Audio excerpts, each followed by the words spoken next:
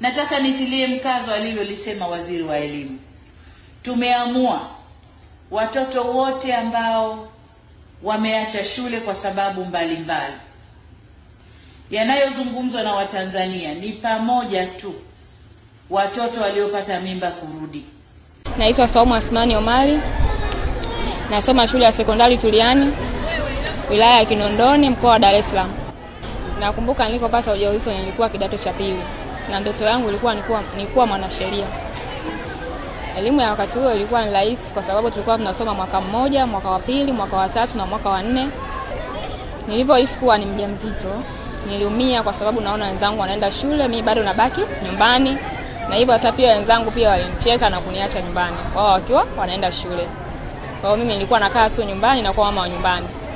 Nilipata msaada kutoka kwa walimu wangu wa shule ya sekondari na kushirikiana na wazazi wangu pamoja na maafisa elimu.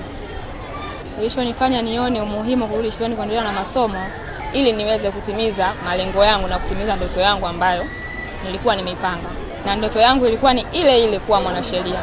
Nilipata taarifa kutoka kwa walimu wangu wa shule ya sekondari ambapo ndo nilipataga ujauzito, wakishirikiana na wazazi wangu pamoja na maafisa elimu.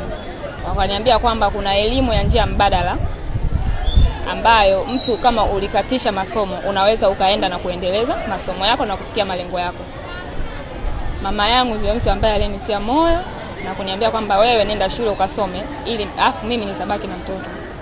Kwa hapo nilijisikia vizuri sana. Sikutegemea kama mama yangu angeniambia vile. Nilijua labda na yeye atakuwa ndo ameniacha nikae tu nyumbani, lakini yeye ndo amekuwa mtu wa kwanza kunipa kipaumbele. Niliporudi shuleni ilibidi nianze tena upya. Kuanza tena kusoma upya mwanzo ili alafu niendelee mbele. Yaani ilibidi nianze tena mwanzo mmoja.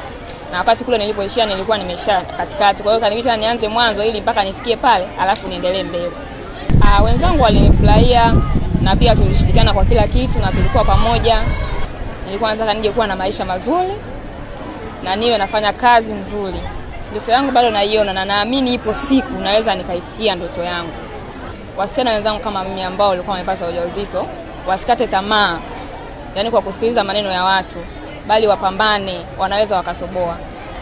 Namshukuru Mheshimiwa Rais Dr. Samia Suluhu Hassan kwa kutuletea mradi wa kuimarisha ubora wa elimu ya sekondari SEQUIP, ambayo imenipa nafasi ya pili tena ya kuendelea na masomo yangu.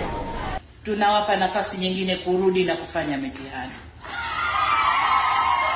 Lengo la maamuzi haya ni kutoa fursa pana kwa watoto wa Kitanzania kuweza kuendelea na elimu. Tumedhamiria, tunaboresha elimu yetu.